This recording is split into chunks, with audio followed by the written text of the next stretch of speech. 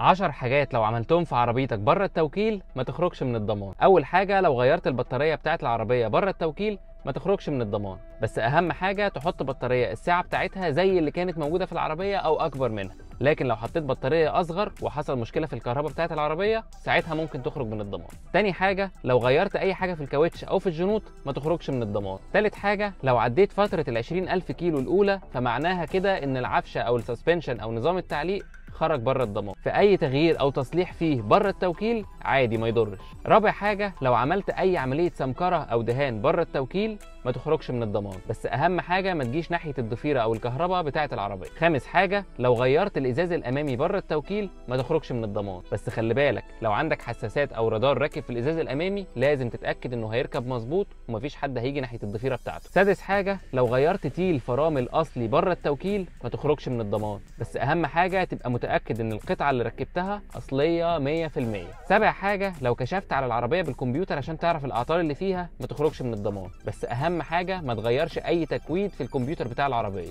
ولو في اعطال مسجله سيبها زي ما هي وما تمسحهاش عشان لا قدر الله لو في مشكله التوكيل يعرف يتعامل معاها. تامن حاجه، وده موضوع شائك شويه، لو اتاخرت في تغيير اي قطعه عن ميعادها 10,000 كيلو ما تخرجش من الضمان، زي فلتر الهواء وفلتر التكييف والسيور والبوجيهات، بس لازم تغيرها في الصيانه اللي بعدها. عاشر واخر حاجه، لو عملت فرش للكراسي او فرش للارضيه ما تخرجش من الضمان، بس اهم حاجه تتاكد ان لو عربيتك فيها ايرباج في الكراسي ان الفرش اللي هتركبه يكون متوافق معاها 100%، والا ساعتها هيخرجوا لك الايرباج بره الضمان، وساعتها الايرباج بس هي اللي هتخرج مش العربيه كلها.